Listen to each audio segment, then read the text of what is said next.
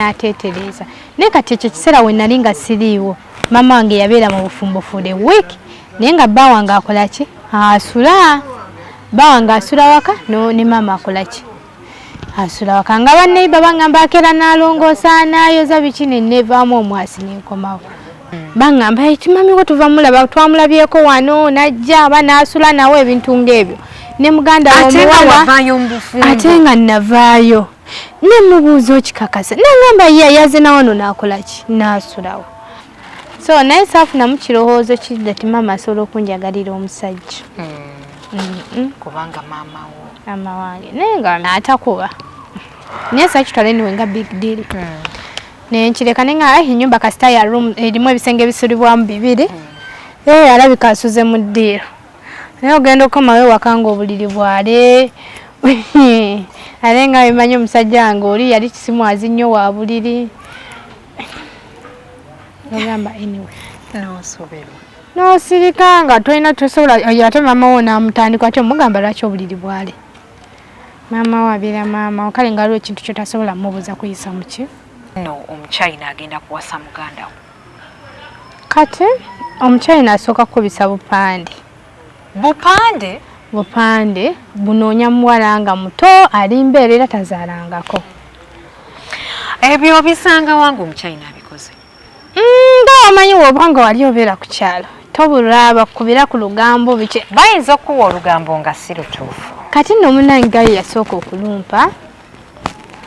teyali kyali wange yansanga na obupande buno bwe butyo ne mu kitunzi gye buli wakuwa kati I'm not allowed to go there. Lwaki bagoba ku kyalo? Abadde ebintu ne bikyuka ne ndabanga ne story bulijjo nze okuva mu bufumbo etambulira ku maama. Manya ekintu ekikuba akadi gyolowooza ebintu bingi kyabadde kiri so shocked okuwulira maama wange muganda wange omulenzi omukulu gwenzirako be bakikola ki ate nno nga sikiwulidde nno na mu ŋŋambo naye bo bennyini ne bakikwegambira. Mama we yabazaala abaana bameka?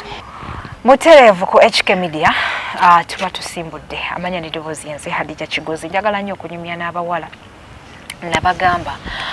to all the girls out there munkubire kasimu munjije mbaweka interview tunyumyemukko onyumize ku love life yo onyumize ku bulamu bwo bitambula bitya tuwangana amagezi mwena abatulaba tweyanza mwenajje mutulabira abali mu South Africa abali e Dubai UAE thank you so much abali mu USA abali e Canada abali Austria abali Switzerland siso abamalayo abandi abakola mu biyumba eby'abawarabu abali mu Mali abali mu Qatar abali e Saudi thank you so much insimira ddala tuli proudly sponsored by Speed Express Tours and Travels company yakakasipokubera ngesabaza abantu okuva mu kitundu ky'eggwanga bagala baffe aba Roast Coffee Academy bakafulumu kubangula abaana ba barista ab'amaanyi poza tena omwami omusalongo olukwata musawo akugamba nti avumulandu wadde omala kulabako n'olyoka osasula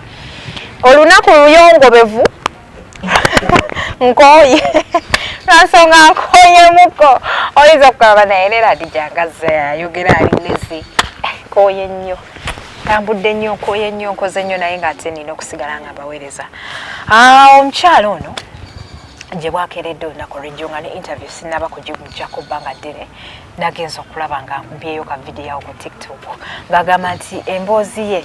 ate kirabika ndowooza mpanvu ddala naye njagala nnyongere muleete ayongere atunnyinnyonnyole byali bitya byatandika bitya olwatuuse